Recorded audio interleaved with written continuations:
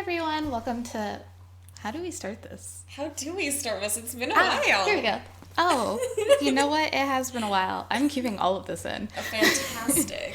Hey everyone, my name's Dessa, aka Writing from the Shadows. I'm Rika, aka Vestigial Claws. And welcome to Work in Progress. As you can tell, we're finally back on video format. Largely because there's just so much going on in this chapter. We're probably going to be jumping around topics and all that sort of thing. So we wanted to give something that was easier to follow for some of you that are more visual as well. Also, just as a broad disclaimer in terms of the timing for the rest of the episodes, I don't know if y'all know this, but there's a global pandemic going on. A little bit of something happening. And it greatly impacts my work in terms of having a larger workload and a larger stress load. So we are basically just going to start recording these whenever we have the time and energy. So, yeah. Yeah, podcast regularity's canceled, pandemic's on, it's chaos mode. We hope that the pandemic is treating you all very, very well and that we can give you some company during this time of social distancing and isolation. We're not 6 feet apart, are you? We're not.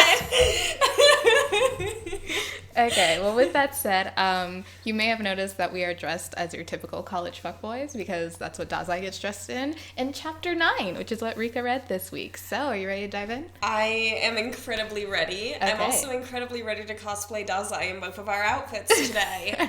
I would like it to be known that this is not a regular piece of my wardrobe. This was, in fact, for a joke cosplay. This is what I look like every time I leave the house. But this is, in fact, probably about what I look like when I leave the house, so I don't think it matters why I bought this shirt, because it's the best thing I own. Anyways. Okay, so a lot happened this chapter. Mm-hmm. This is probably going to be one where you're going to have to remind me about a little bit of stuff. I mean, do you want to start with the things that caught your eye, or do you want me to, lead us through scene by scene? You know what? Let's do a scene by scene on this one. There's so much. I don't want to miss things in this chapter. Yeah, so this was a long chapter. This is, I think I mentioned it once or twice, vaguely, in the sense that I wrote this chapter specifically to feel like it was a marathon. Yes. There's a lot going on in a very short amount of time, which is why readers had to muddle through. I want to say there's 9 scenes in this. Something like that, yeah. So our first scene is the appearance of Yoshino, who you've asked about. Yes! Who's been on my watch for this entire time. Mm-hmm. And I am not at all disappointed about what Yoshino's place in this is. Yeah, I'm actually a huge fan of Underground Dr. Yoshino here. This is kind of a question of just kind of knowing you and knowing who you are as a human being. Uh-huh. How much history between Yoshino and Koyo is there that we haven't seen yet? Do we know each other? No. No. There's none. Because Yoshino's an underground doctor and Koyo's in the Nakahara Kai. She doesn't need an underground doctor.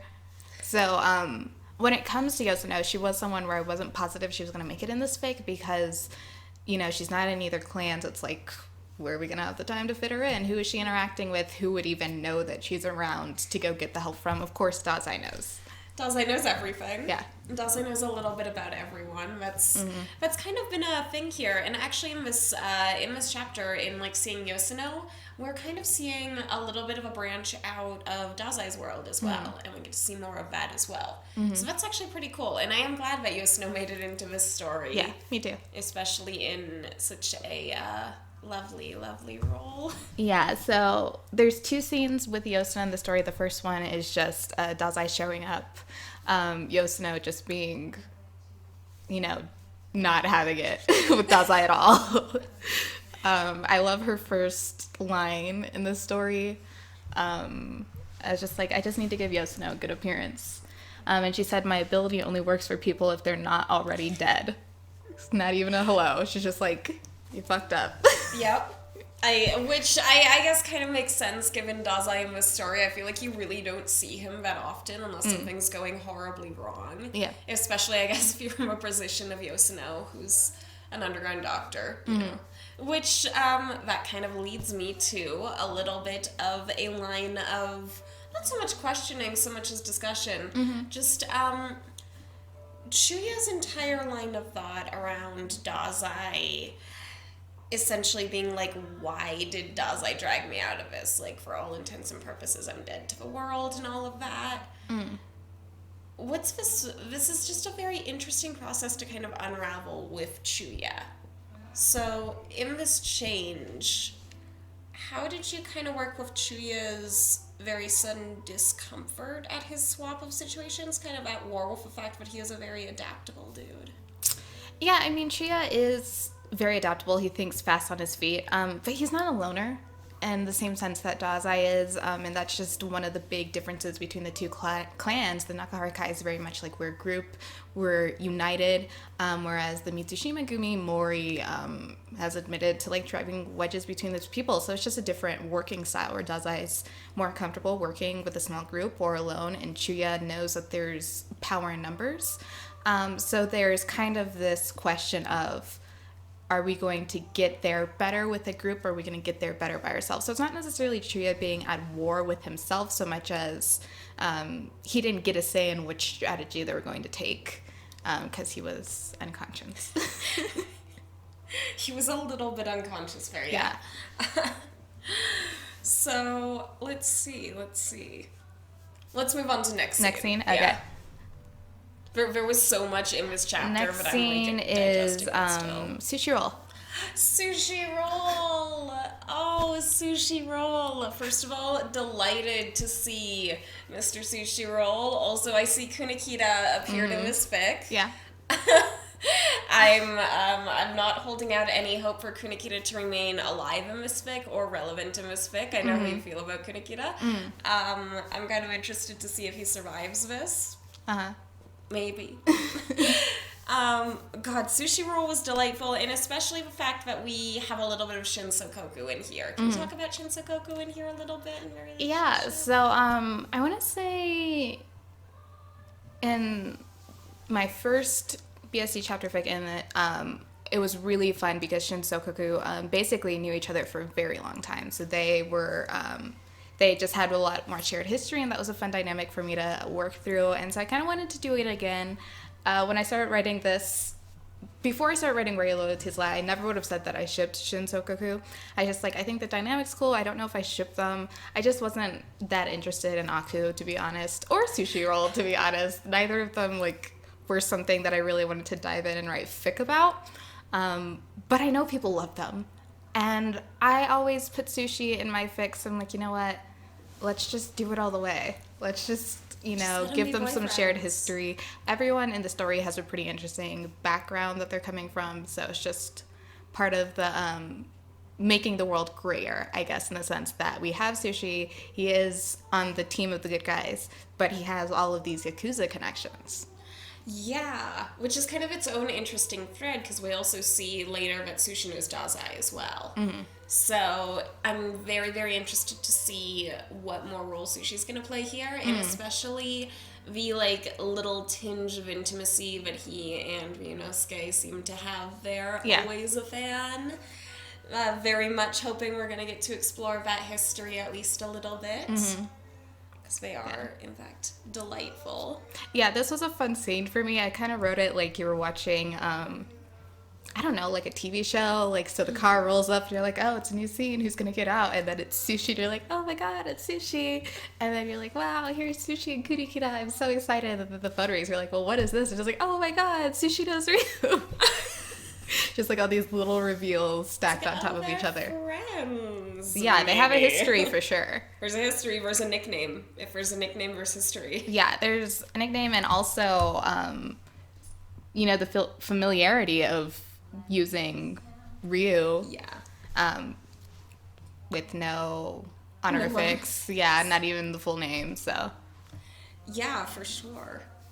So yeah, this was actually a character where we got a lot moving in this chapter. It kind of felt like this was a real turning point for the story almost. Of I know that every chapter past above the first 3 have been very meaty and haven't been like the world building has kind of caught up with the character development, I guess, of the pace. But this chapter especially just really marked a turning point in Dazai and Chuya's lives. Yeah. Is that also another reason why it felt kind of as epic as it did and why you really made it that marathon? Yeah, if I were to break this story into arcs, which I've done for my Yuri on Ice fics, I haven't done for any of my BSD fics, but the end of last chapter would have been the end of arc 1. And so this would be the start of arc 2, where now it's in the same story, but it's very much a different type of story, where before we were very just doing like the alliance, like kind of filling each other out relationship wise, a little bit of politics. Now it's like they're on their own, everyone's our feet on the ground, and we have to move. Like where before it was maybe like a thriller intrigue plot, now we're in an action story. That makes sense. And with that, we bring, now we need about a character web to keep track of everyone and their alliances and who knows what. Yeah, that's another thing that I really liked with this chapter was we saw a few people crop up. You know, we saw Higuchi, we saw Tachihara, like some people pop in and then pop back out. And this is the story where it goes from, you know, we thought this was a 2-person story, JK, there's a cast of characters that are going to be involved through the end. Yeah, and I think you were saying in one of our other episodes that this was very much an ensemble cast story, that as much as this was a Sokoku's story, it was also about the people in their lives. And I think that we're definitely starting to see some of that with, like, they go missing and suddenly there's all of this fallout. Yeah. And so we're also seeing with that, we're kind of seeing a lot of agendas that are coming to play here. But first and foremost, that kind of caught my eye here being Dazai's. The fact that Dazai seems to very directly want the alliance to fall apart. I would not say that so much as Dazai does not care about the alliance as much as he cares about getting results. Obviously, he thinks that Chuya is going to be an asset because he's like, Chuya, it's me and you. That's it. Nobody else, just you and me. But the alliance as a whole, he doesn't really care about. That's very interesting because to me it says that the alliance itself was kind of a means to an end and that everything going on here, like Dazai has a larger plan. I wouldn't say Dazai in particular. I would say that honestly, most of these differences you're going to see do boil back down to how those clans operate. When I was laying that out in the beginning of the story, I mentioned it over and over again because it's important and it plays very much into how these two characters think and operate. In the sense that Dazai is in a clan where the bottom line is you get results for Mori. That's it. You don't cross him, and you get them results. And those are the 2 rules, and there's no other rules. Whereas Chuya is coming from this very structured, traditional clan where you make an alliance and you seal it with a marriage, and that's serious. That's a serious contract. Dazai is not coming from that world. So we've got this disconnect here where Chuya is taking the alliance as this very, very serious, like, kind of like the marriage was very symbolic. It really catalyzed this alliance. And well, Chuya also cares whether or not the Nakahara Kai gets wiped out. Chuya has people in the Nakahara Kai that he likes and he cares about and he doesn't want them to die. Dazai doesn't really have anyone in the Mitsushima Kumi. We haven't seen anyone pop up, so the only neck he's concerned about is his own. Which makes a lot of sense in the directions that this story seems to be going, especially given that, like, as we know, we absolutely have a mole.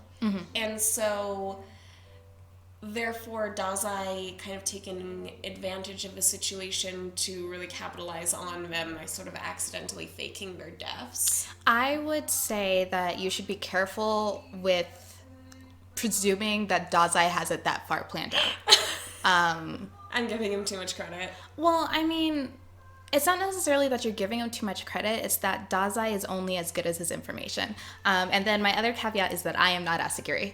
I am not here to make Dazai the catch-all end to the plot. Dazai has to learn things and he has to work for them, just like any other person. And his plans are only as good as how much information he has.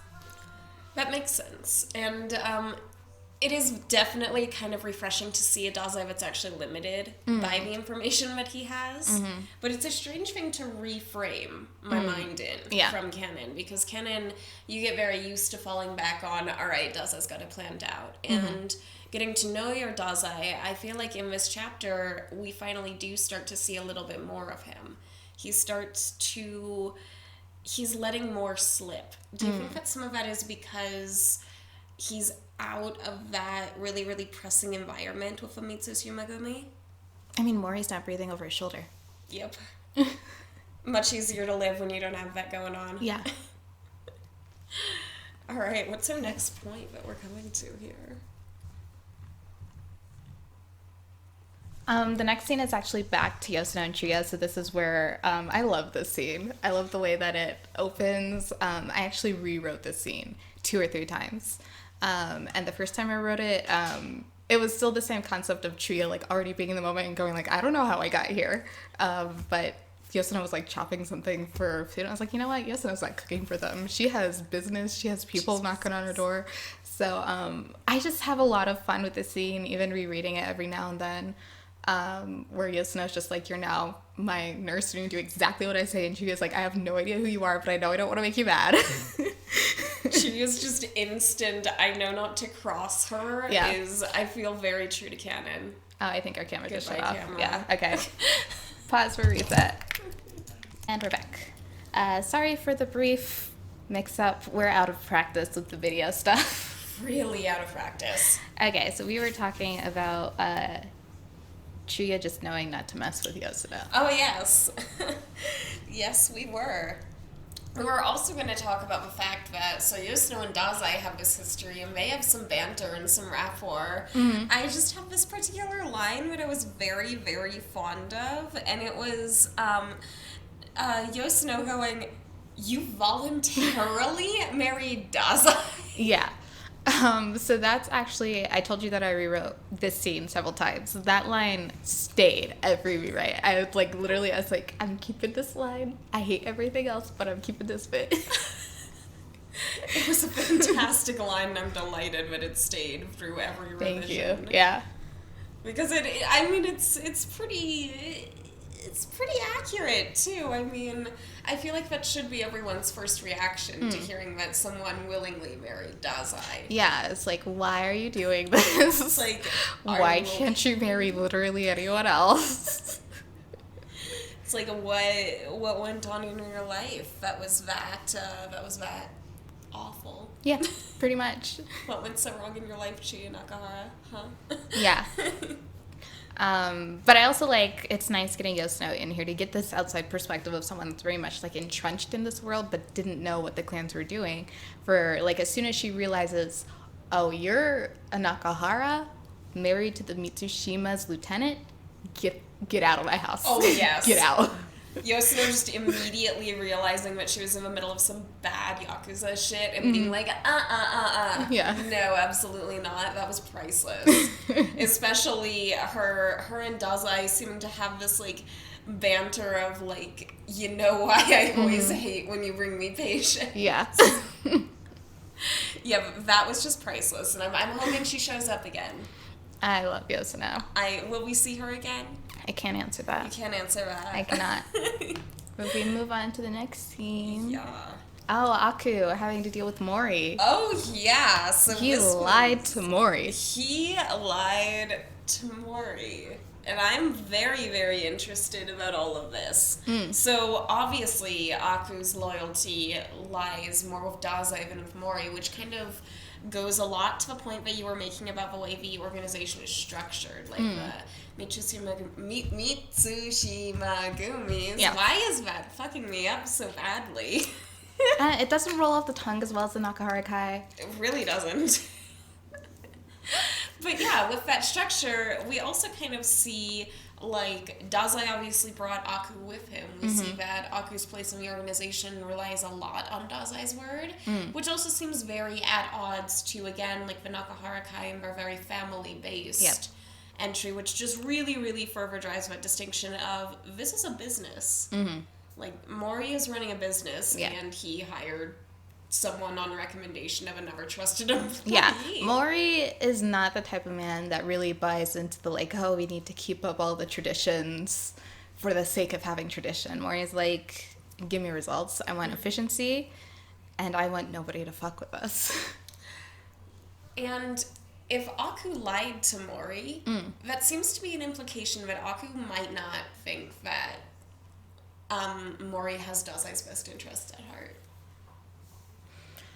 I mean, would anyone think that Mori has anyone's best interest at heart? Well, I sure hope not. I think that would be a pretty stupid thing to think. I am very, very interested in specifically how that scene ended. Can you talk a little bit about Aku's conversation at the end of that scene? Yeah. I don't know who he was on the phone with. Yeah, me neither. I'm trying to think. I wrote it with somebody knowing. Oh, okay. So my author commentary says Azumi is the person on the phone here. Okay. Yeah, because I wrote it thinking it was going to be Higuchi, and then I reread it back. I was like, there's no way Higuchi would talk to Aku like that. It's like, there's no world, not even in this one, where I hold all the power, would she talk to Aku like this. And then I also say Gin's not really the one that would be giving the orders.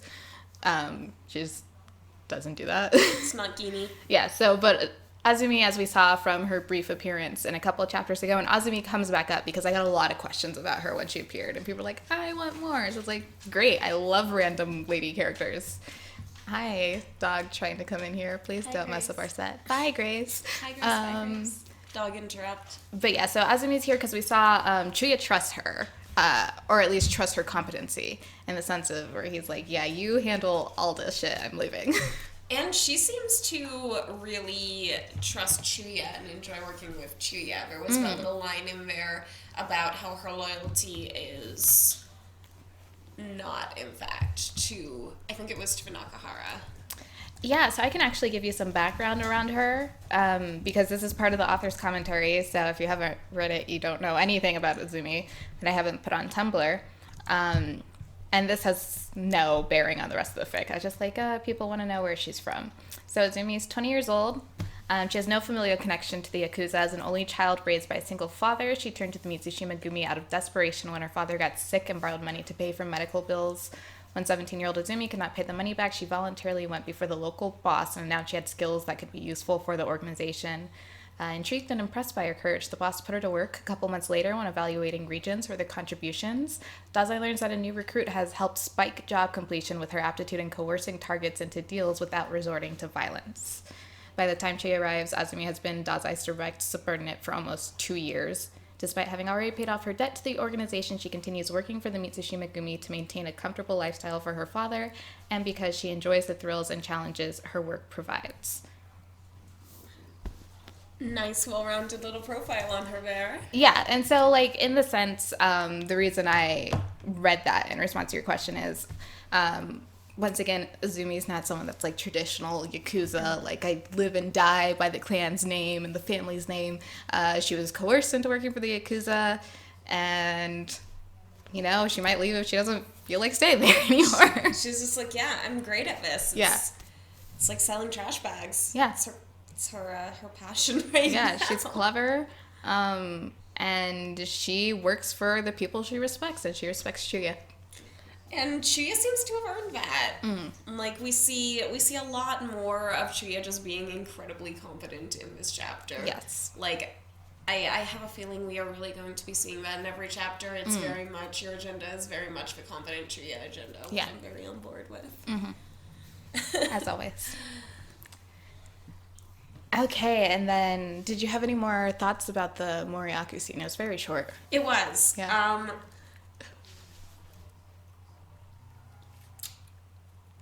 Am I pulling it up on my phone? Yeah, I am. Okay, you do you. Yes, I am. It is out there on the internet. Right? I think about this when I go on dates, and people are like, oh, I like BSD, and I'm like, Do you, huh? Do you really? I'm like, I wonder if you've read any of my stories and the explicit things in them. Yeah, speaking of that, we have some things to talk about in this chapter. But the Moriaku scene, are we good? The Moriaku scene, yes, we are good. I'm sorry, I had to reread it. Literally every scene with Mori, I wind up reading a good, 3 times just to make sure I don't miss something, and I think that I still miss Mori things. That's valid. Yeah. Mori's tricky. He's incredibly tricky. Yeah, this is the most appearances Mori has had in any of my stories. He's stayed alive for a really long time. Yeah. Because you've said that he usually dies a lot earlier. Yeah, like the first chapter, or before the first chapter. Yeah, he sure is still kicking, and we're all the way into chapter 9 here. Yeah, he's kicking and still in charge. So our next scene is the Nakahara Kai meeting. Yes. Okay. So this was a very, very interesting, like, kind of look into Koyo and into the fact that, like, how she's holding on to power is something that is sort of always at the forefront of her mind. Yeah. Because it's kind of this thing of, like, despite the fact that they do have that bond, there still is very much that acknowledgement of Chuya's bloodline. Yeah. And of the fact that, like, Koyo is holding this position in an organization that is highly traditional that she didn't inherit. Yeah, Koyo is the only person to have led the Nakahara Kai that was not a Nakahara by blood.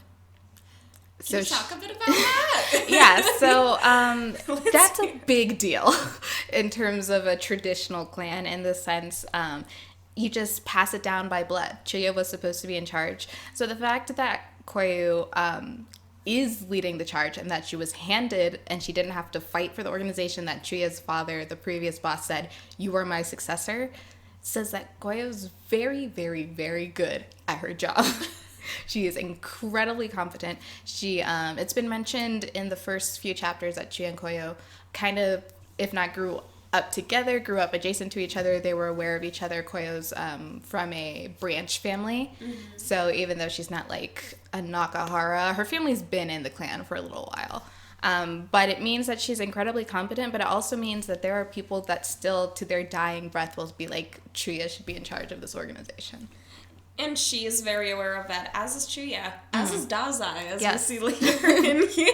Everyone knows. Yep, absolutely everyone knows, which has to be an interesting position for Koyo to be in. To be leading a group and knowing that people within it are always wanting to see you slip and fall because you don't have a birthright to it. It's got to be an interesting... Yeah, Koyo's badass bitch. You've written Koyo in a way that has given me a lot of respect for her. Very much enjoy Koyo. So yeah, this is like we get a lot out of this, that Luisa kind of makes the call of, without a body you can't really be sure. And we kind of we leave off on this God, I'm saying a lot today. It's okay. Like, it's just happening. Today is happening so much. Everything happens so much. Everything does happen so much.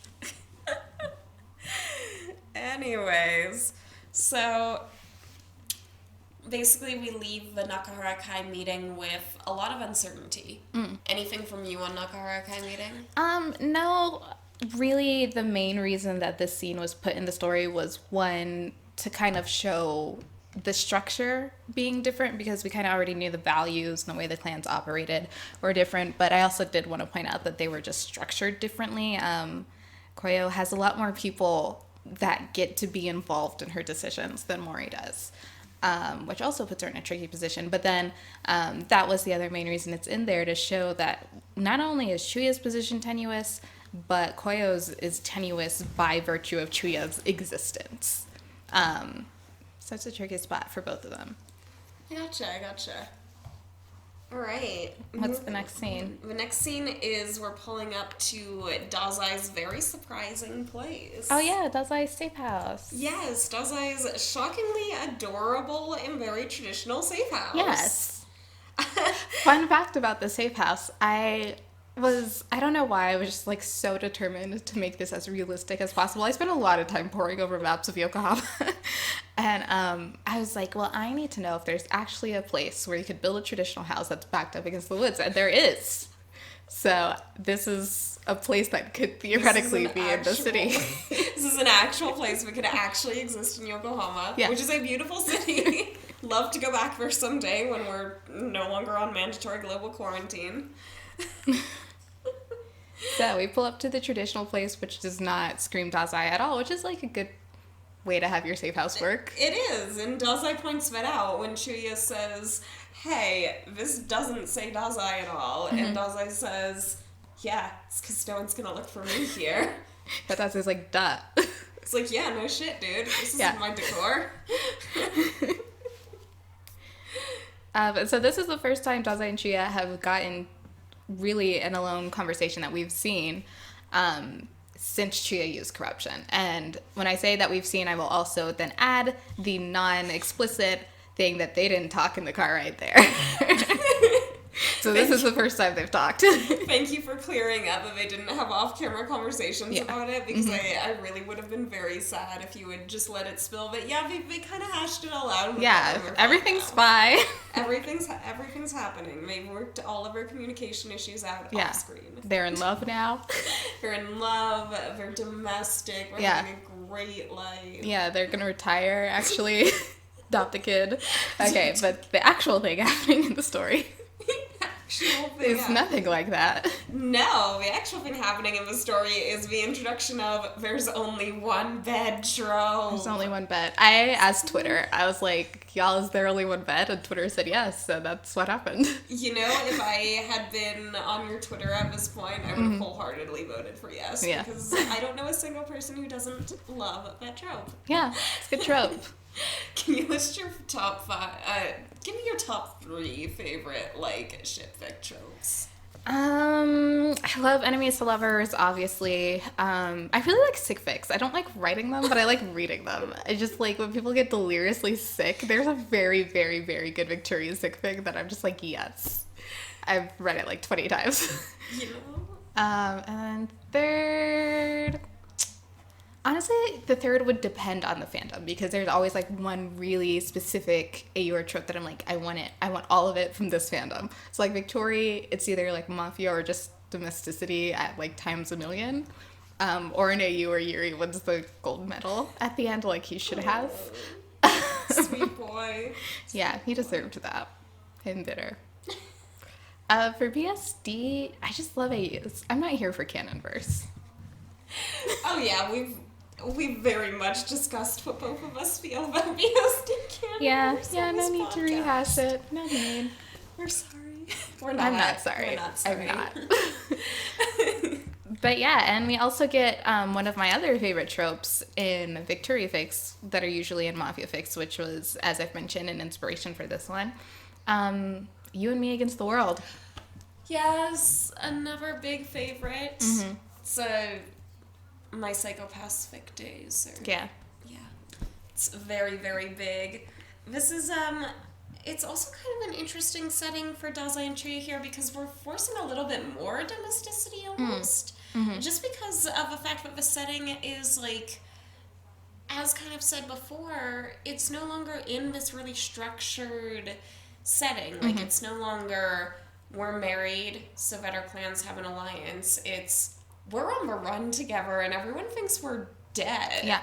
There's an inherent intimacy in that situation. Yeah. And several episodes ago, you asked me, you're like, I don't know how they're going to get past all of their differences for them to get together. And I refused to answer. This is the answer, is I take away everything else they have. It's a bottle episode. Yeah. You stick them in a bottle and just see where it goes. Yeah, get rid of everything else. The only people they have are each other and their wits. See what happens. That is kind of the number one way to make sure that two characters either wind up violently in love or someone winds up dead. Yeah. It's really going to be a toss-up depending on your ship. Yeah. Especially this ship. It's super toss-up. Yeah, Dazai could wind up strangled. Yeah, very easily. Dazai found in local river. Yeah, it's kind of a miracle that he didn't end up strangled in this episode, because he really pushed Chuya. This episode, this chapter. This episode of the podcast, but this chapter of the fic. Oh, yes, he did. In all of these conversations with Chuya, it's almost like they're relearning their boundaries with each other outside of the confines of the Alliance. Yeah, well, because the Alliance no longer really applies to them. They're completely cut off from their clans. And so Chuya's like, when I married you, I came into your house as your spouse, and I was kind of under your umbrella. He's like, if we're doing this, we're partners. Yes, and that's where we get with them in this scene, is that Dazai actually agrees to that partnership. Mm-hmm. Dazai, which really shows the amount of respect that they've gained over these 9 chapters for each other, because Dazai, especially given how the Mitsushima Gumi is structured, Dazai really has no reason to enter into a partnership unless it's absolutely with someone that he trusts and whose skill set he trusts. Yeah. And so we're seeing very much that evolution of these two in their relationship. And I would add a caveat to that statement in the sense that Dazai does not trust Chuya. He trusts that Chuya doesn't have anything to gain by betraying him. Yes. Yeah, there's... And Chuya has more to lose. Yeah, that's true. Are you going to point out the exact moment where both of them realize that there's actually some degree of trust and or caring there? I will say that for one of the characters, it is explicitly pointed out in the story. Like, the character has this moment where they're like, oh, goddamn. Delightful. It's my favorite. And I'm super excited for you to get to that chapter because it took me so long to write that chapter correctly. I am very excited to get to it. They actually kind of bring up the question of trust here with the do you trust my judgment question, and then the obvious refusal to answer on both of their points. Yes.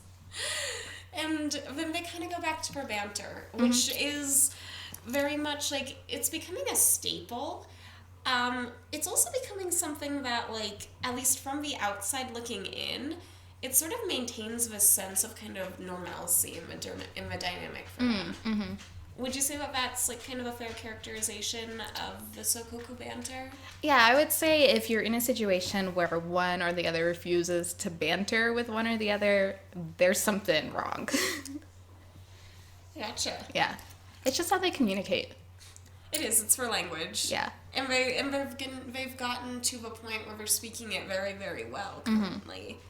And finally, we get something a little bit different for them. We get, like, a little bit more intimacy. The hairbrushing scene. Yeah, the hairbrushing scene. So, I love hairbrushing scenes. I love the implied intimacy in, like, the small moments to me is always so, so interesting, especially in any sort of enemies to lovers or rivals to lovers ship. Yeah. So, can you just talk about that scene a little bit? I feel like someone asked me to put that in. I'm trying to remember because when I first said, okay, I'm actually writing the story and it's not a random anon person, I asked the fandom community not the fandom community, the people reading my fic. I asked everyone in fandom ever. I asked the people reading my fic, I was like, what do you want to see? Because I knew this was going to be, like, my last hurrah in terms of Sokoku fics. And I feel like someone mentioned something about, like, Dazai taking care of Chia's hair. So I put it in. It was a really interesting little detail because it was just like another thing that kind of added to the stack of, like, tiny moments of intimacy and like tiny moments of humanity from both of these characters. Yeah. And another like a plot specific reason that it's in there is, they've been at least sexually intimate for a hot second here. They're very comfortable with each other in various stages of undress, and they've been comfortable touching. So that's something else I wanted to point out was they have been living together. Yeah. Like, this is not the first time they're living together. Yep, they have been living together. They've been sleeping together. Well, they haven't been sleeping. Well, that's right. They haven't been sleeping together. They've been fucking, and then they've been sleeping. Yeah, and then Dazai's been... Yeah, and Dazai. Dazai's just been doing his Daz thing. Yeah. Oh, man. So then we also finally get a little bit of discussion about tattoos and the entire explanation of the history behind Chuya's and obviously the shame that he feels in it being an incomplete piece. Can you talk a little bit about that? Like, that was just such an important scene. And I feel like the weight of it is something that I kind of want to hear a little bit about. Yeah, so it was very important for me, not just from, like, the first chapter, but just continuing throughout the story that we just understand, as we've talked about over and over and over again, how important tradition is in the Nakahara Kai. And you do things by tradition. And Chuya, he has this long family lineage going back. He can climb up his family tree and be like, this is my great however many times grandfather, and he started this clan. And every person since him became the leader of this clan, and they earned their way up there. And they were able to prove that they were earning it because they were able to pick their artists, and they were able to design their piece, and they were able to get the lines in, and they were able to get the coloring, and they were able to get the shading. And so there's just that long history, that weight of the reputation of this clan that kind of Chuya was born into. And that he feels like he's disgraced because he got pulled from the line of succession. His tattoo didn't get finished. And when it comes to Irizumi, and specifically with the Yakuza, sitting through a body piece is no small thing. That's a lot of pain. We've mentioned that it's individual needle. I'm going to pause for a second to reset camera. So as I was saying, it's single needle. There's a lot of pain. Sitting through it is not a small thing. And when it comes to Chuya's tattoo and his predecessors' tattoos, it's proof of commitment to the Yakuza. You get your tattoos, you're not getting a job anywhere else. And that sort of thing. So it's like you're in the Yakuza for life. And so there's just all of this history and meaning behind the tattoos that Chuya was just raised with. Is like, this is what you're going to do, and you're going to join this great lineage of people. And he went through the pain. He did the entire outline. And just as it's like a mark of your commitment, the fact that it's not finished, every time he's like, in front of someone and they can see his back, or when he's turning around in the mirror, he sees proof of his failure. Which is honestly, now that I'm talking about it, I'm like, this kind of parallels Zuko from Avatar. I didn't do that on purpose, but I'm like, it's kind of the same thing where it's just like this badge of shame because it's not finished and it's not going to be finished. Ouch. And then contrast that with Dazai, who got his because Mori made him get it. Mm-hmm. And so Dazai has this symbol that's beautiful and that's complete, and that he hides because he hates it. Yeah. It's a horrible contrast for them. Yeah. I truly hope that we can I sure hope this chapter goes places that involve tattoos getting kindly touched and maybe smooched a bit. Yeah. But I do really like that backstory. I liked finally getting at Chuya's, like, this is what happened, which was a long time coming. But also, I want to say, what was it, chapter 6, when he first saw Dazai's tattoo and Chuya had that reaction. Yes. And you're like, you grew up in the Yakuza. You're around people with tattoos a lot. Like, why was that such a big moment for him? And it was nice to reveal why. Yeah, and that was very interesting to finally know that Chuya... because now that you pointed out, that was a really interesting reaction for him to have. Mm-hmm. And it's also interesting that, he didn't have a tattoo to show. Yeah. And now we know that he does. He does. It's just... yeah, he's just ashamed of it. Poor little guy. Chuya's been through a lot. Little dude. You're really making me feel terrible for Chuya and Miss Vic. I hope you know that. Yeah, I mean, Chuya's, he can handle himself, but he's been through some hard times. Mm-hmm. I mean, he's also a criminal. He is also a little bit of he's a mass murderer. He's involved with the Yakuza. He's not a good person. He's not. I don't really like Chuya, but... we do like Chuya, but Chuya. Yeah, you just smashed that guy's skull in, just last chapter. Sure did. Oh, man. And he really did not take issue with Dazai and his torture-happy self. So we also get to talk a little bit about corruption, finally. And, we get to learn about, Chuya and the trigger words. And so this is just kind of another level of Chuya and Dazai sort of opening up and sharing a little bit. Mm-hmm. This is very Chuya heavy. At this point in the dynamic, it seems like Chuya has shared a lot and Dazai has shared as little as humanly possible. Mm-hmm. Dazai likes knowing information. He doesn't like giving it out. That's definitely an apparent thing. Does Chuya have the same reservation? Because... he seems like even when he recognizes it, he's more willing to talk. Yeah, it's just, again, Chuya has more to lose. If this doesn't work out, he's now, damaged goods. He's been married off already. So he has a lot to lose here. So Chuya really wants to make it work, and Dazai's kind of like, It's like, I want to beat the ghost, but I don't care who I do it with. Chuya's in a really interesting position. Yeah, here. he's in a tough spot. Alright, anything else about this Daza and Chuya scene that you think should go addressed? I don't know. Does I make the joke about children's pajamas? Yes. Okay. Yes. I just like that joke. That was an excellent joke. No, I don't have anything in children's sizes. So next. Oh, right away, dear. Oh, yes.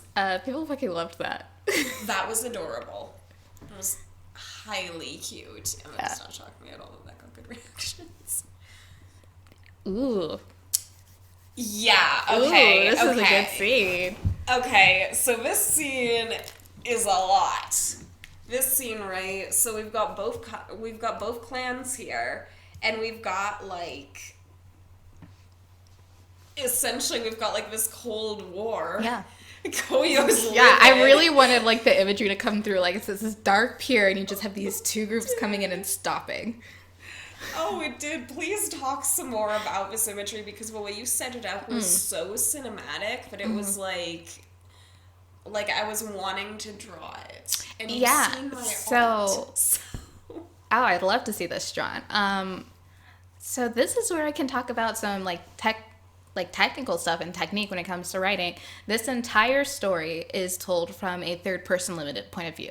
So, it's not it's from Chuya's point of view, and Chuya's saying, like, I did this, I did that. It's not like, a reader insert where we're getting second person. It's third person, but it's still, you only get the narrator's perspective from one character. Mm-hmm. So if it's Chuya's narration, it's still third person, but it's only Chuya. You don't get anyone else's thoughts. You don't really get to look at anyone else's, you don't focus on them. This scene is the only scene in the entire fic that is told from a third person omniscient point of view, which means that it's kind of like, it kind of bounces around between like, we're kind of from this angle, or we're kind of from this angle, or we're like completely the first three paragraphs are just completely like detached. Like there's suddenly a narrator in the story, and there has not been a narrator here before. And so that's kind of like in perspective to like something visual. You're going from like a video game where you're like following the little person behind the camera, and you can like zoom out a little bit, but you can't go full out, to like just a wide angle scope shot or a drone shot. And so because there's just that harsh difference in narration between this and the rest of the fic, it gives you a different feeling. And I absolutely see where that comes into play. It's kind of that narrative texture that you added that really gave it that distinction from pretty much everything following Chuya and Dazai. Yeah, everything in the story. And this was not a plan I had. I had actually originally planned to write this from Mori or Shohei's point of view. And I started it, and I was like, nah, it's not going to work. Have you ever written from Mori's point of view? I feel like I've written like a little snippet of something somewhere as like a right from this person's POV, but not a lot. All right. This is just like, there's really, really a lot of driving home of the differences between here, but there's this little exchange of where Koyo is basically like flaying Mori alive for not having control of his people. And Mori is like, oh, Dazai's headstrong. And Koyo was like, fucking excuse me? Like, what the crap are you running? A daycare? Yeah. Koyo was like, I don't know about you, but I'm running a mafia here. Yeah, I mean, neither of them can lose face. They have a posse behind them. Like, they can't give ground here. So Koyo is just taking as much. It's just there's something very amusing about the idea of like how Mori negotiates versus how Koyo does. Yeah, and well, it's like when you're looking at their positions, Koyo is in a more tenuous spot than Mori is as leadership. She is, and it really comes through in their tones and the fact that Koyo, she's very like to the point. She's very, this is business. We're here to talk business. And Mori, you can hear the slime in his voice. You can hear the little lilt, and you can tell that he's playing. Yeah. And that's just the Mori thing. And I enjoy how little Koyo wants to deal with that shit. Yeah, well, I mean, this is the first time Mori and Koyo have talked. Yeah, they haven't spoken in this fic yet. Period. Wow, not even have a wedding. They didn't exchange words. And before that, they were in a blood feud. Yep. So this is the first time that they've spoken. This is the first time in many, many generations that the heads of these two clans have met face to face. So it's a big deal. And then also, when it comes to like the Nakahara Kai scene that we mentioned earlier, you know, like Louisa said, there's not a body. Mori also knows there's not a body, and Mori knows Dazai a lot better than Koyo does. And Mori is just as schemy, so I'm pretty sure that both sides here, and as we see in the end of the scene, both sides here are really unconvinced that either of these dudes are dead. I would say the clans themselves are a little more tenuous. Like Mori, he's not convinced that he's not going to be convinced until someone like drops Dazai's corpse in front of him, and he's like, "Okay, yeah, that's Dazai." Even when I think he's going to poke it. Yeah, he would do like an autopsy just to make sure. He's too used to Dazai. Yeah, but that's coming from a place of like knowledge. Like Mori knows Dazai pulls shit like this. Mm-hmm. The Nakahara Kai does not, but they're familiar with Chuya and Chuya's reputation, where Chuya got like a whole squad of his men killed. Mm-hmm. So it's like, you know, it's possible that they both died, kind of for the Nakahara Kai. So the Nakahara Kai is more like, we'd like Chuya to be alive, but we think that it's a great possibility that he died in this and we're mad about it and you need to answer for it. And Mori's coming from a place like they're not dead, bruh. They're not dead. Mori knows. Yeah. Mori knows. I was like, Chuya might be dead. I don't know, but Dazai's not. It's like, Dazai's fine. Yeah. That bitch is out there. He's walking around. Yeah, Mori's like, he's somewhere. Can't find him, but he's out there. He's out there. So yeah, so our ceasefire is off. Our alliance has been destroyed. Mm-hmm. Koyo is ready to eviscerate Mori on live TV in front of a studio audience. She is. And we're back to the boys. Dazai and Chuya. Yes. Boys. I like the fact that Chuya says that Koyo would eat Dazai alive. I was just about to comment on that. Yeah. She would. She would. She really would. Yeah. If she had married Dazai, oh man. I don't think Dazai would be having a great time. I don't think Dazai would still be alive. I also don't think Dazai would still be alive. Local man found dead in dumpster. Yeah. Dazai's perhaps. Yes. The answer, Dazai, is yes. Yeah. I enjoy how flirtatious Dazai gets here. In fact, this entire scene, everything that kind of goes on here is sort of a new look on Dazai. Yeah. We're seeing him very, very hungry. I would not say that. No? I would say that we know that Dazai can turn on the charm. And what Dazai is doing right here is he's planting seeds of doubt. He's like, Koyo doesn't give a fuck about you. You're, you know, a detriment to her. It's like you being alive means that she can lose her position. It's like you dying means that she's not competent. It's like she needed to get rid of you, and if she was a better Kamecho, she would have killed you 5 years ago. And so this is Dazai like really trying to go like, you know, whereas Dazai is like completely cut off from his clan and he's not very invested in them emotionally. He's like, Chuya is more into his clan than Chuya is in Dazai's agenda. And Dazai wants to change that. So this is a strategic call for Dazai to go, I need to get Chuya out of his loyalist mentalities and into the us against the world way of thinking. Mm-hmm. Which, it seems like to an extent it's kind of working. Mm. Like, Chuya, to an extent, seems to be at least a little bit susceptible to Dazai's charm when he turns it on. I mean, I would say, first of all, Dazai's very attractive. Yeah. And he's getting bad. And he's just going, like, he went from 0 to 100 in this scene. Chio's not prepared for it. But I also, for it. Yeah, well, my author's commentary note right here is, like, I wanted the readers and Chuya to be like, whoa, what's going on? You accomplished that. Thank you. Oh, you accomplished that. But, you know, even though Chuya's, like, aware that this is a manipulation thing, Dazai's not lying. He's not, which I think is kind of interesting because it's something that we've sort of seen flow through a chapter a little bit. of, like, the entire scene of Koyo being very hyper aware of the fact that she has her position, but Chuya has the birthright to it. These are all, like, everything that Dazai's saying, it is all true to an extent. Yeah, I mean, he's not lying here. He's not really exaggerating anything. And it's kind of like, you know, if we want to get biblical here, it very much is like the snake tempting Eve and like very soothing, like you want to follow this path of temptation.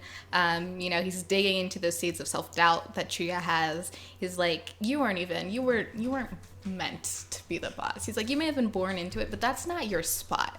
And that sort of thing. This is just a beautifully slimy little smut scene with him for those reasons.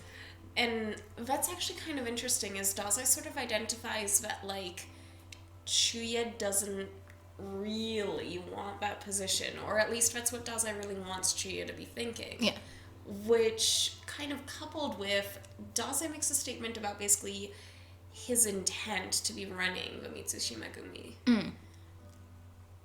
That is kind of interesting. Can you talk a little bit about that and about Dazai's plans for a future? It's not so much a plan as just the position he has is, if you're looking at traditional Yakuza clan with this structure, he's in the successor's position. Generally, when the boss dies, the person that is the Wakagashira or the lieutenant becomes the boss. And so that's just where he is. It's just his line of succession. Yeah, it's like if Mori were to like drop dead tomorrow, Dazai has the best rights to the throne. Is Dazai counting on Mori dropping dead tomorrow? No, but Dazai's like, you know, you're never going to be able to get to be boss there, but stick with me, and I'm going to be boss. Which it's a very compelling point, especially after Chuya just kind of disclosed why he got kicked out of a line of succession so thoroughly. Dazai's like, you don't have to worry about that. Yep. Like, we've already seen, I can nullify it. You know, this whole thing is happening while he's touching as well, so Chuya can't use his ability, so that's also hammered home. Grace really wants to be part of this discussion. She really, really is very here for this. Grace, did you read the fic? Grace, did you have an opinion on the smut in this chapter? No? Okay, I didn't think so. But do you have an opinion on the smut in this chapter? I mean, I haven't read it in a while. It's good. Thank you. I know that people were very into it when it came out. I think this is my favorite smut scene so far of the ones in this story. Yeah, I mean, it is very much... Oh, I referenced Chuya's character song. Oh, God, I haven't heard Darkness My Sorrow in so long. Nope. It's just there's some really poetic lines in here. There like when Dazai's like, I believe your ability was meant to be used in tandem with mine. I agree. Yeah, me too. But I think Chuya also makes a good point where, like, I think I'm supposed to die after I use this part of my ability, and you're cheating death. That was a lot. That's also very interesting because it kind of led to... It was a couple episodes ago where I kind of asked you about your approach to the fact that your Dazai wasn't as overtly suicidal. We finally got to touch on it here a little bit about, yes, this is still a Dazai, and he would still very much rather be dead. Yeah, and that was in the first scene where she is like, you're fucking suicidal, man. And he's like, oh, you're actually suicidal. Yeah, like, she was kind of like throwing it out. It's like an insult, like, you're an insult, you're an idiot. Like, why are you doing that? And then Dazai's reaction, he was like, oh, shit. So, oh, he actually wants to die. Yeah. But yeah, and so Dazai says, a man who is cheating death and a man who cannot die. It's almost poetic. Do you still write poetry, Chuya? Oh, yeah. Yeah, this entire segue into Dazai just being a teasing little weirdo. Yeah, I'm a fan. Like, I don't even know how much deep analysis I can do on here. This is basically just me going, like, from a perspective of someone writes a lot of smut, and he really likes to write a lot of smut, and Yeah. he really loves a good Dazai. Yeah, this is interesting. So for people that have been listening for a while, we've mentioned that we roleplay together, and when we roleplay together, Ree writes Dazai. I don't write Dazai in a roleplay, but we do have a character where that sleeps with Dazai a lot. So you're usually on the end of writing the Dazai smut as opposed to reading my Dazai smut. I do not get to read a lot of other people's Dazai anymore. Like, as stated, most of our stuff is like we roleplay, and I write both of the Dazais on our roleplay server. Yeah. So I am not on the other side of Dazai's charm. So You're not. sometimes I think that I kind of forget. Exactly. I think you do. Like, he comes in hard. He just comes in very smooth, very suave. I'm gonna shout out a mutual friend of ours, Kes. Writes some fantastic Dazai stories as well. And Kes writes, I don't remember this little thing of ours. Yes. Where I was like, we talked about it. I was like, I don't know if I've ever read a story where Dazai was just like that hot out of nowhere. It's like incredibly attractive. Like, I was reading that, I was like, wow, he's really attractive.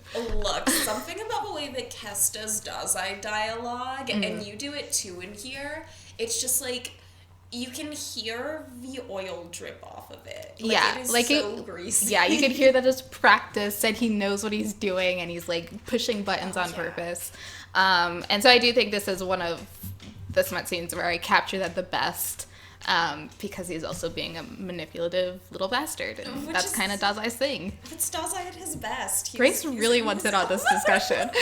and now she wants my Switch. She just wants to play Animal Crossing. Grace, you actually can't do that. Oh, she's trying to get behind the screen. No. Okay.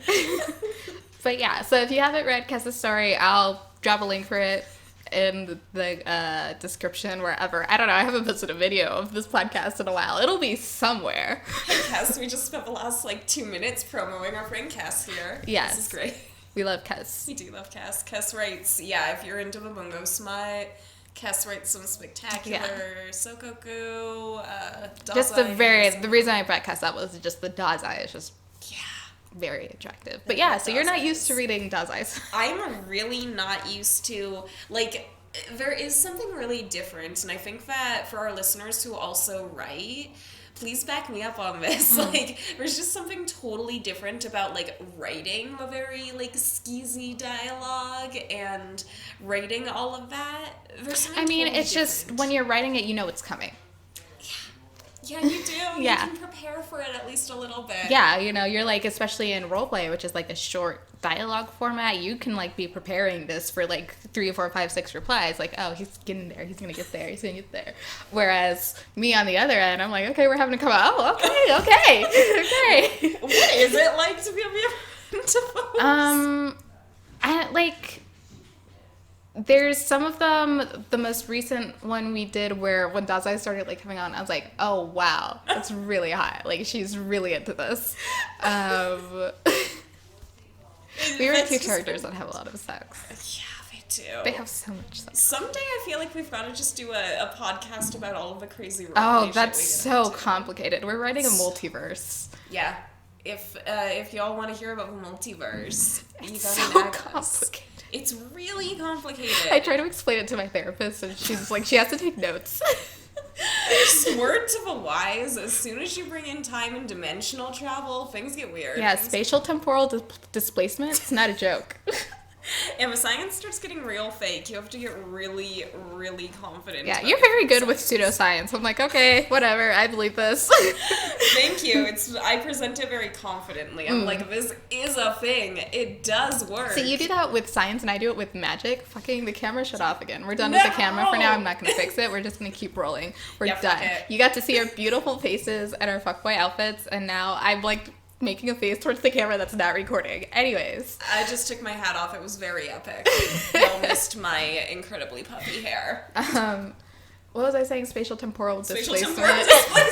Oh, I said you do pseudoscience really well. You're yes, this is what it is, and this is the backup. And it's I do that with magic, which is I can pull anything out with magic. But I'm really big on magic with rules. But I'm like, I feel like magic's my thing and pseudoscience is your thing.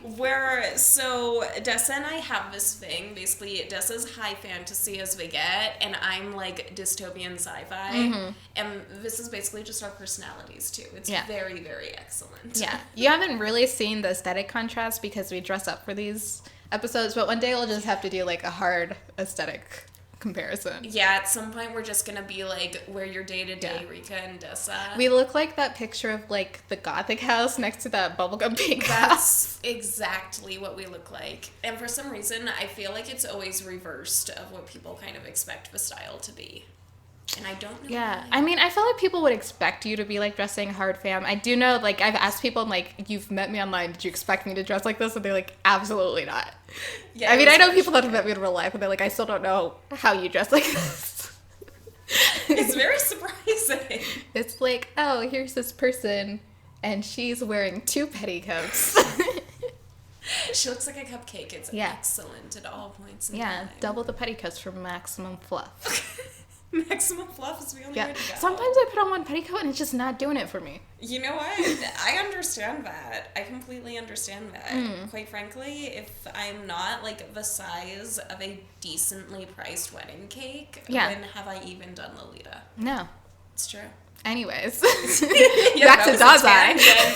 Stick Dazai and Lolita. It's related now. Yes, back to Bastard McBastard face filled with bastard filling. Oh, yeah. This section, I know particularly this section really, like, people, because Senran was losing her mind about it on Twitter, where Dazai goes straight in for the praise king. I don't know why. Yeah, he does. I feel like this pops up in all of my Sokoku stories. At least one of them has it, if not both. That's my opinion. Where he's like, where he talked about how Chuya had to initiate every time. And Dazai's reasoning why was like, well, if I started initiating it, we just would never leave bed. Which was just, by the way, an incredibly sexy line to be smacked in the face with out of nowhere. Like, if we're talking about Dazai lines that come out of nowhere and just gently bitch slap you. Yeah. This whole section. And I do want to say, part of my author's commentary is like, this isn't a complete lie. This is like, there's some truth to it. It's not completely true. But then, we get the ugly pride curling in Chuya's gut. This was just a very, it very was the temptation of Eve, written as a scene. And then Dazai says, the fact that the Nakaharas willingly gave you up as a crime, Ozaki would have to kill me if she wanted to take you back. Ugh. Hot. It's a line. It's a line. But something about possessive Dazai just does it for me. I guess I think that it's something about, like, the concept of a man who is that nihilistic and who cares that little about anything being like, you're mine. Yeah. It's like, oh boy. Yeah, it does hit hard. And we do see immediately, like, when Chuya says Chuya wishes he was hearing these words in different contexts. Honestly, if you don't have this scene up while you're talking about it, you should pull it up, because we're just going to talk very line by line at a time when he could pick them apart and analyze the extent of truth within them, which is exactly why Dazai's not saying them at that time, because Dazai's like, you don't need to examine the extent of truth in them. You just need to listen to, like, my smooth voice and, go where I take you. My voice sounds like smooth jazz. Just let me do my thing. I know he's good with his fingers. Absolutely. And, the thing where she has, like, the verbal acknowledgement that he's desired, that his place isn't merely maintained at the goodwill of another. It's something that he hasn't really felt since he got removed from the line of succession. Like, once he lost his right to be the Kamecho, Chuya was a problem that needed to be solved. And so he's never really felt since that point that he, like, somebody actually wanted him for him. That's gotta be an interesting place for Chuya to be in, with the impulse to, like, accept all of that and sort of thrive in it, while also obviously wishing that it was at a time when he could analyze exactly how much of it was true. Yeah. Instead, like, how much of it is dirty talk. Yeah, and I think that's probably why this scene is fun to read because there's a lot going on. There's like some maneuvering going on in here. You have Dazai doing all these things specifically at this time while he's like doing all this stuff to overwhelm Chuya, and Chuya's like, I know he's doing that, I know that's the point, but it's working. I think that this scene ultimately was like a testament to how good with his hands Dazai is. Because at the end of the day, he really did wind up being an incredibly distracting man. Yeah. Just incredibly distracting fuckboy. Yeah, and then the only other thing that I really want to dive into is the next thing Dazai says is, come on, Chuya, let go. And it was used there because it represents more than just the obvious. Where there's just a lot that Chuya's holding on to and he has to let go of over the course of this fic in order to get where Dazai needs him to be, where he's like, you're 100% with me and I know that, and we can go ride or die till the end, or at least you're ride or die on me and I can do whatever the fuck I want. You know, that's what Dazai wants. Absolutely. And so it's kind of very much like the representation of Dazai. What is she doing? Grace! I just saw Grace like put her front paws on a stool to try to get to my clementines.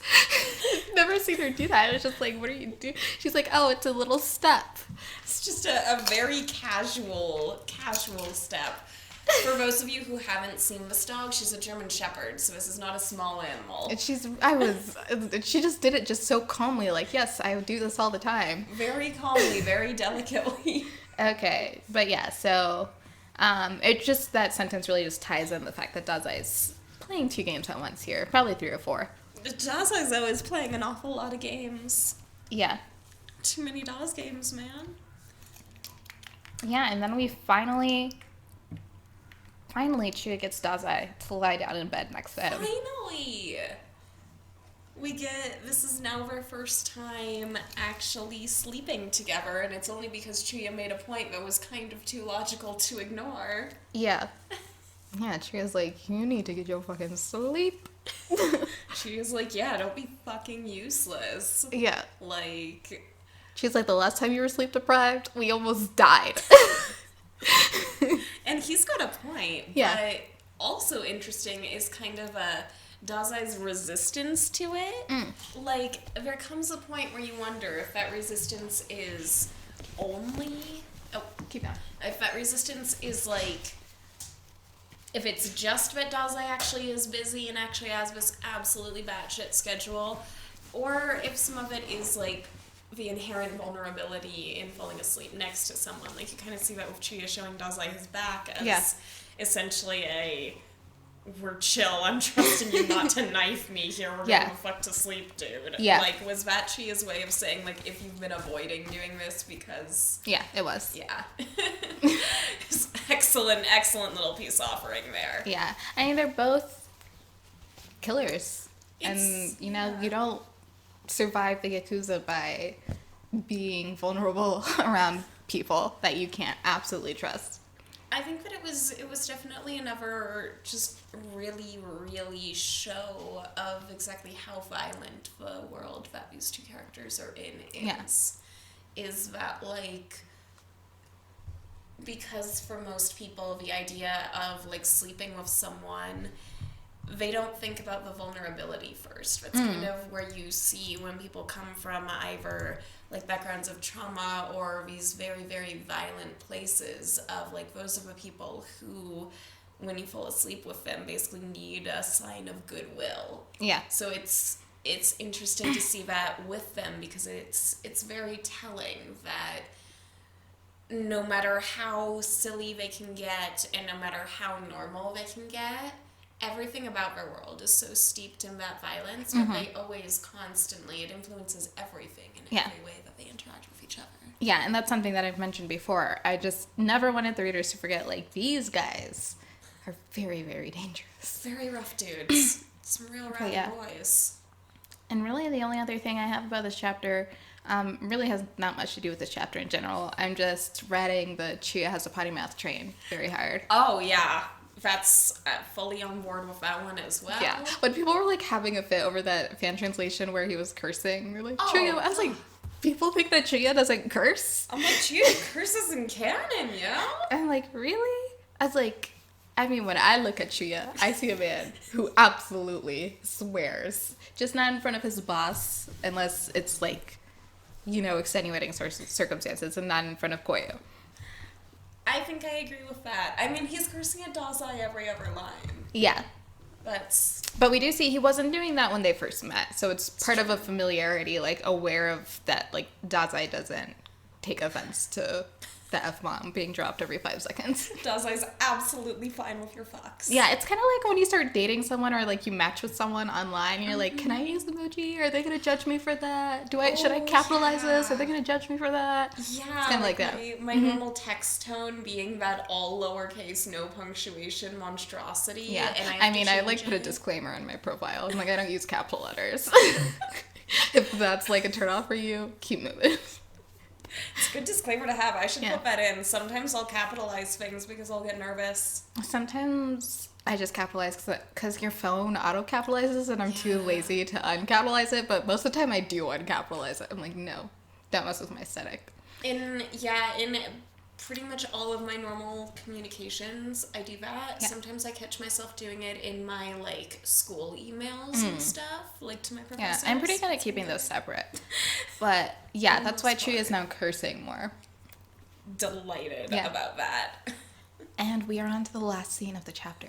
Oh, my God. An hour into the podcast. An hour into the podcast. And we're on,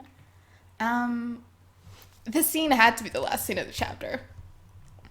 Ah, yes. It's our little group forming. Yes, okay, so here we are finally getting, like, team people who might not be trying to knife Sokoku entirely, maybe, kind of. It's Team Sokoku. It's Team Sokoku, alright. So, Team Sokoku, we have a single sushi roll, 2 Akutagawas, we have Anne Higuchi, we have, let's see, I know that we have Yagal from Azumi. Azumi, yeah. Azumi's chilling. And we have Tachihara. And Tachi, yeah. It was a good strike force. Yeah, like, that's not a bad roster. Especially since Sokoku have no idea it's forming. Yeah. So, talk about the Sokoku support squad. Yeah, I mean, the whole story is about loyalty. That's literally the point of the story. And so in here we see that we've seen throughout the story that there are people that are more loyal to individuals than they are to the clans. And you have these people willing to risk their lives and their jobs. And for Sushi, this is like he's collaborating with Yakuza members as a government employee. Like, that's a big risk. And they're willing to put that all on the line because they think that Dazai and Chuya are alive, and they also think that Dazai and Chuya are going to go it alone, and that they should not do that. Friendship. Yeah. So depends on who's coming from where. Because there's, like, obviously the people there for Chuya, like, they genuinely like Chuya. The people that are there for Dazai, you gotta wonder, like, is it, like, just the, like, we get with, like, Canon, Ryu, where it's, like, just trauma, or is it like they actually like him? We don't know yet, but they're there. We don't know yet. Are we gonna find out? Yeah. Oof. Yeah, we're gonna get Dazai's whole backstory. Oh, I am very interested to figure out exactly why Dazai brought the Akutagawas with him and what his relationship is to them. As you know, there's I have a lot of feelings about his canon relationship to them. Me too. We have a lot of together. There's a lot of Aku and Dazai feelings going on here. So I'm very interested to see how that plays, because, like, the canon feelings are obviously very not the nicest towards Dazai normally. Yeah. I mean, it's an abusive relationship. It's incredibly abusive.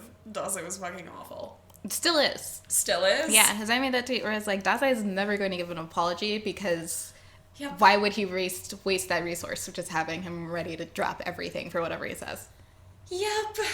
Dazai, which kind of brings to, I guess, something very interesting about Dazai that's been very, very much flowed through to your story, and that really flows through to pretty much every portrayal of Dazai that I enjoy. And it's that Dazai, no matter what he's doing, where he is, or who he's around, isn't a good person. Dazai kind of just is. Like, that's his thing. Yeah, Dazai's immoral. Which is really, really fascinating to read and to write and to see. Yeah. And hopefully is horrifically infuriating for Chuya to experience because it makes for a great fic. I mean, this Chuya is also not very moral. True. But yeah, so you basically just get all these people who we've seen little snippets of, and we've seen them, especially in this chapter, starting to pull together, and now there's a definitive group that's not Nakahara Kai, that's not Mishusima Gumi, it's there for Sokoku. Oh, it's Team Sokoku. So even though they broke the alliance, they're still an alliance. Yeah. And especially, like, that does make sense, because what we saw was Vetsuya in his time with Dazai there, he gained respect. And in his own clan, in Nakahara Kai, Chuya also has that respect and has that fondness. So it's a very logical step that we would have a little bit of a Team Sokoku Strike Force kind of form in here. Yeah. So yeah. Yeah, I appreciate that Azumi is just not scared of Ryu. Oh, me too. She's just like, I'm working. I appreciate her. And then I like the fact that Sushi has the most information. He's the one that's kind of leading the charge here. Yeah, Sushi is very well informed. Yeah, I mean, he works for the Special Ability Department. I'm hoping that Shin Sokoku get to do some delightful things in this fic. I'm always happy to see some Shin Sokoks. So. And we'll definitely see more of this group. It's interesting because this group, they put themselves in a very perilous situation because they have to continue doing the jobs that they're supposed to do and then also do this. Yes. Which is, especially if you're working for Mori, is very risky. Oops. But also, Sushi is working for Kunikida, who's also going to be paying attention to if you're late. Kunikida's an exceptionally anal man. Yeah. So we're excited to see what happens with them as they move forward in the beginning of a new arc. We sure are, and I am excited to let my brain digest that entire chapter and probably think about more things to ask you about within the next 5 days. Yeah, this is a mammoth chapter. It's one of the longest chapters I've ever written. I want to say it now sits second place for the longest chapter in any of my chapter fics. I did pass it, I want to say, with an equivalent exchange chapter. Oh, gosh. Oh, gosh. I mean, they have like a full ass war in that fic, so. That's true. Yeah, so with all of that said, Rika Watch. Oh, Rika Watch. All right. Okay. So, Rika Watch 1. We just knocked a ton of characters off of my where the fuck are they every list. time you brought them up, I was just like, a couple more chapters. We know where Sushi is, we know where Yoshino is. Yeah. Okay, so let's see. Who's gonna die? I'm sure that Mori's gonna bite it at some point. I know you. Mori's gonna bite it, but I want to know who else. Still keeping my eyes peeled for the traitor. Yeah. Still keeping my eyes fucking peeled. Let's see. Rika Watch 3 is Chiyu's loyalties. I want to see whether Chiyu's going to be playing into Dazai's agenda or whether Chiyu's going to keep with his kind of Nakahara Kai loyalist deal going. And finally, that was 3. That wasn't 4, was it? I'm pretty sure that was 3. Do I do this every time? Yeah, and I was like, I should count. be keeping track. So 1 was... What was 1? I remember what 2 was. 2 was who dies, right? Yeah, 2 was who dies. 3 was Chia's loyalty. 3 is Chia's loyalty. What the fuck was 1? 1, you're like, you knocked a lot of the characters off my list. Wow. This has been a long podcast, y'all. This has been a really long... There's a lot to get through this chapter. Having some struggles. What was 1? I don't remember what 1 was. Whatever. We're on 4. Yeah, we're on 4. Fuck it. Let's see.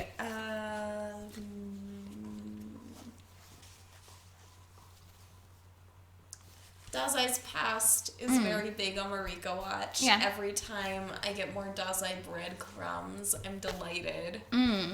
And Finally. I mean, a real easy one is, who's this mystery group? Well, okay, yeah. That is a very easy one. You know what? Yeah. That's my last one. Who the fuck is the mystery group? Yeah. Fun fact about the mystery group. Obviously, I'm not going to give their name until Taza and Chia figure out who they are. And so I was like facing this trouble while I was writing it because I know what the clan name is the whole time. It's like, I absolutely know what the clan name is. And I was like, well, nobody else does. And so I was like, well, what do I call them? And I just like once or twice I'd mentioned like this ghost organization because they were really hard to track. And I was like, that's it. Just from now on, they're the ghosts.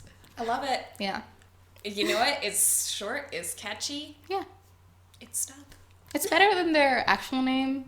But that's because, like, you know, we're all using these long traditional titles. Yeah. It's like, Ghost is just so many fewer syllables than Nakahara Kai and Mitsushima Gumi. Look, Mitsushima Gumi does not roll off the tongue. A lot of Japanese does. Yeah. I really like the language for that reason. I mean, it sounds cool, though. It does. That's why it is the way it is. Oh, it sounds incredibly cool. Yeah, but it doesn't roll off the tongue. Not. But yeah, so Rika Watch 5 is for the ghosts. We'll be seeing, we have some more new characters next chapter, actually. There's some characters that still have yet to be brought into the fold. Yeah. I'm trying to think if there's anything else super exciting. I don't know. I just always think about this chapter and then I'm like, I don't... And then I like kind of flatline on the rest of the chapters until the other chapter I'm really excited about you getting to. For anyone who's read the story, I'm trying to think how I can tell you what chapter I'm thinking about without giving re-spoilers. I'll say...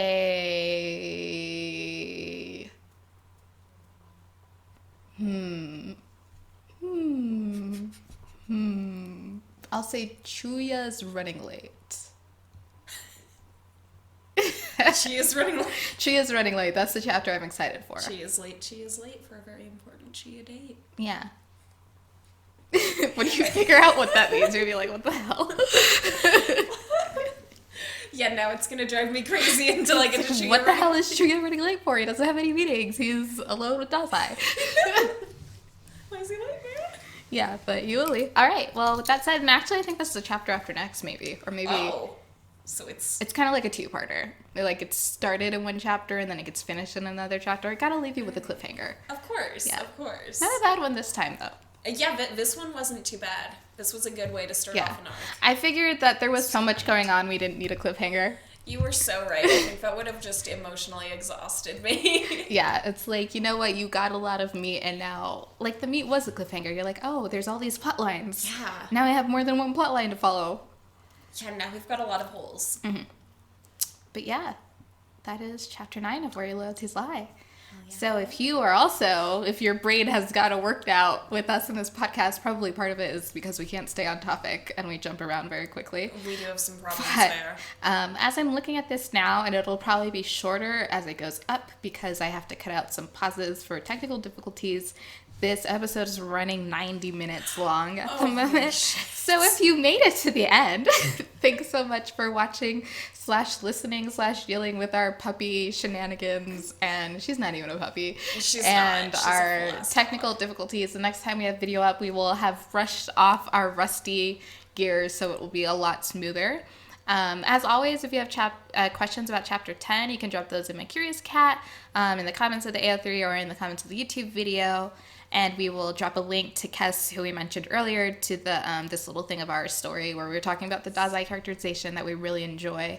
And you know what? I'll also drop a link for a Mafia Boss Dazai fic that I love by Memos, who really gets in. Mafia Boss Dazai is kind of my thing, if you don't know that. I say sarcastically. But yeah, so I'll drop those 2 links for some more reading if you're needing some things to swallow during this time. I know a lot of people have been going through every fic I've ever written, and it's been an adventure. Yeah, Dessa's kudos lists and I mean, the emails. comments list, like, they're commenting on fics that I forgot existed, and I'm like, oh, what is this about?